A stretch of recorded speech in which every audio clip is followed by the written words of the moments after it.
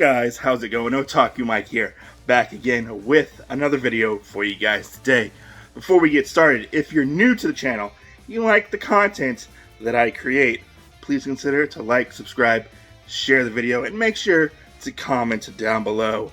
I did a video on this particular manga about a year ago, and I recently picked up Volume 1 of Kaiju No.8, so let's get into this, and let me talk about the first volume. Hope you guys enjoy the video. So let's talk about Kaiju No.8. So in Japan, there are kaiju, and in Japan in particular, they have the highest emergency rate of kaijus attacking and appearing within the world. And this particular manga follows a man named Kafka, and Kafka is 32 years old, isn't really doing much with his life. He is on a cleanup crew who cleans up the dead kaiju who were defeated by a particular group in the government called the 3rd Division, or Division 3.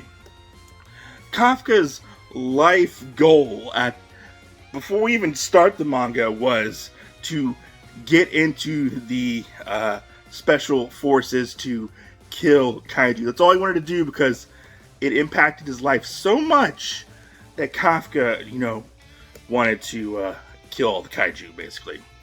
He, unfortunately, washed out.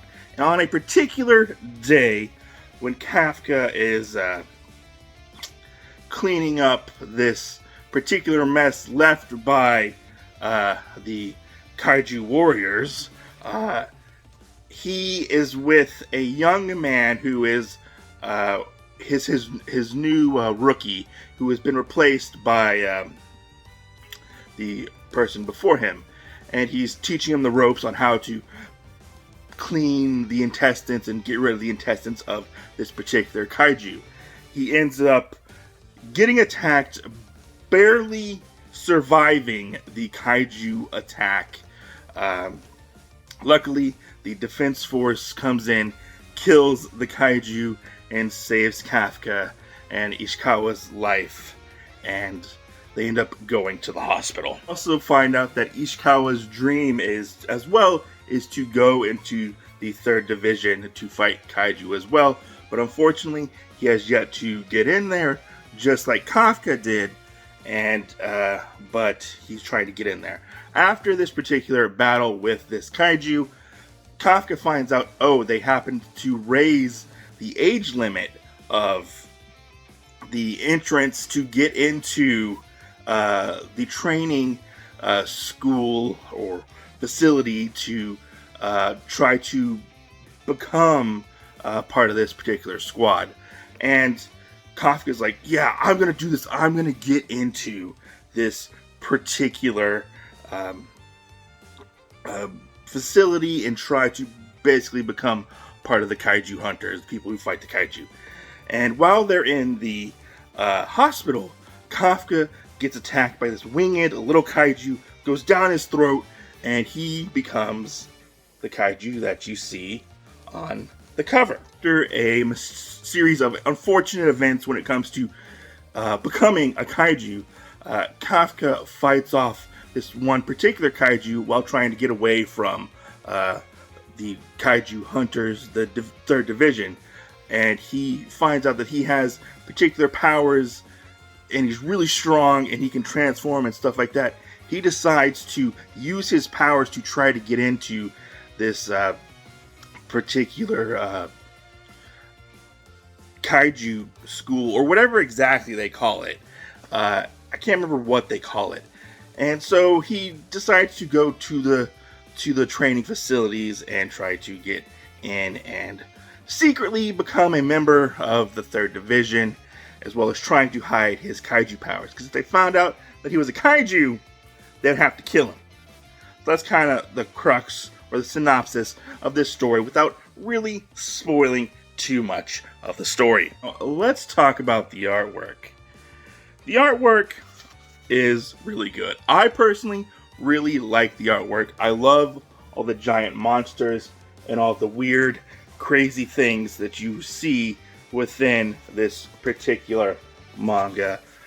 I just thought it was very well done. It's really cool the designs that the creator actually comes up with. I personally like them. I like the designs of the kaiju. I feel like he does a really nice blend of comedic moments with the art, spliced in with actually really cool, like awesome panels where he's doing some crazy action and stuff like that. Now, what did I actually think about this manga? First time I read this manga, I did enjoy it, but I didn't actually know if I was going to pick it up physically, because I originally read this on the Shonen Jump app, and I was like, I don't know, because I only read the first 4 chapters. I picked it up on a whim. I did enjoy it the first time I read it. I enjoyed it more the second time I actually read it. I really relate to Kafka, because Kafka is in his 30s. He's older. He's a much older protagonist instead of like your normal teenager or Shonen Jump protagonist, which is really cool to see an actual adult in a cool action kaiju manga. You know, it is what it is.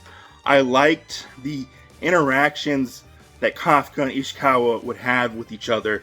They do play off really nicely with each other. You could say Ishikawa is kind of like the secondary character. He's more of a side character, but you get him fleshed out within this first volume as well. We start to learn about his powers, Kafka's powers a little bit in this. They go into it a little bit. We get a nice world building. I really liked a lot of the physical gags when it came to Kafka learning about how to use his powers at the very beginning, and I liked the banter between Kafka and Ishikawa when they first start. They don't really like each other that much, but they become, I would say, friend rivalry type of characters. He says he's his rival, but they're kind of like friends. They look out for each other because Ishikawa doesn't want anything to happen to Kafka.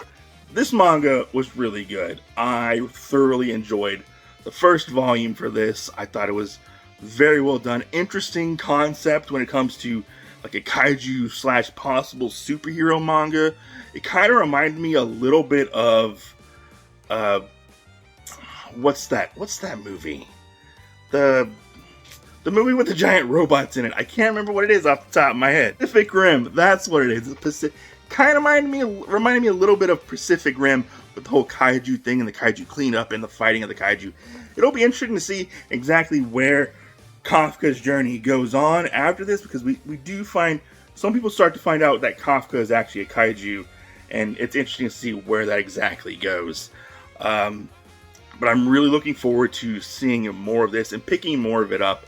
I liked the artwork. I thought it was written very well. I didn't have that many problems with it like I had before. I did feel like when I first read it, towards the end when he got to the Defense Force facility, I felt like there was a little bit too much info dumping, but this time I read it and I guess I picked up on it more. I understood it more versus, reading it on my phone and stuff like that. Yeah, there's not any real bad thing I can say about this. I enjoyed it. If you like kaiju, giant monsters, cool, badass fights, hot girls, a tiger. They have a tiger in this. I still don't know what the tiger does, but there's a tiger in this, which is pretty cool. But yeah, go check this out. This is a lot of fun. I don't want to give too many spoilers away, but yeah, definitely go check out Kaiju No.8. It's definitely worth your time. Hope you guys enjoyed the video. I'm Otaku Mike, and I'll catch you guys in the next video. Stay safe, read some manga.